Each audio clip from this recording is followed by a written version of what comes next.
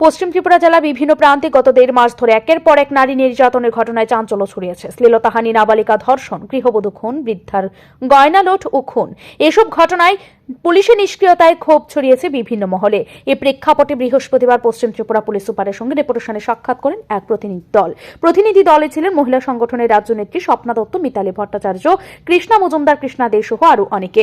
প্রতিনিধি দলের পক্ষ থেকে জানানো হয়, গত 22 দিনের মধ্যে পশ্চিম ত্রিপুরা জেলার অন্তত 5টি গুরুতর নারী নির্যাতনের ঘটনা ঘটেছে। সাংবাদিকদের মুখোমুখি হয়ে স্বপ্না দত্ত বলেন, রাজ্যের কোথাও এখন শিশু কন্যা, নারী বা কিশোরীদের নিরাপত্তা নেই। দক্ষিণ ইন্দ্রনগর এক মহিলা প্রাতঃভ্রমণে বেরিয়ে প্রকাশ্য রাস্তায় খুন হয়েছেন। ডুকলিতে ধর্ষণের শিকার হয়েছে এক শিশুকন্যা, কিন্তু পুলিশ এখনো কোনো কার্যকর পদক্ষেপ নেয়নি। অভিযুক্তদের গ্রেপ্তার তো দূরের কথা, চিহ্নিত করা হয়নি।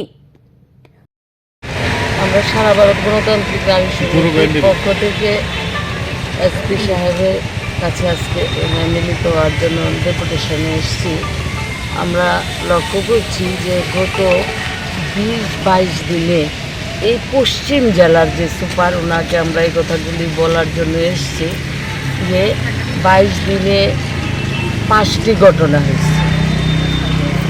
এখানে বিশ্ববিদ্যালয়, ত্রিপুরা বিশ্ববিদ্যালয়ে একটি মহিলা শ্লীলতাহানি হয়েছেন এবং জিরানিয়াতে 12 বছরের একটা নাবালিকা ধর্ষণ হয়েছে এবং ডুকরিতে 7 বছরের একটি কিশোরী সেখানে ধর্ষণের মতো ঘটনা ঘটেছে।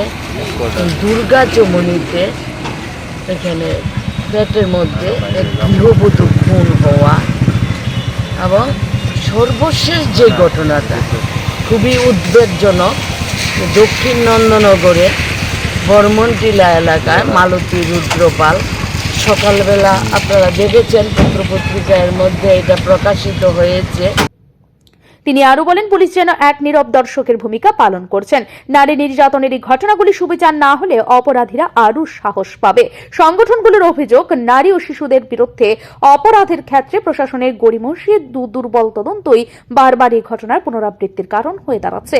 এই ডেপুটেশন যেন প্রশাসনকে কঠোর পদক্ষেপ নিতে বাধ্য করে, সেই আশায় বুক বেঁধেছেন অনেকেই। নারী নিরাপত্তা এখন শুধু আইন শৃঙ্খলার বিষয় নয়, একান্তভাবে সামাজিক দায়ও বটে। ব্যুরো রিপোর্ট, ঋদ্ধি নেটওয়ার্ক।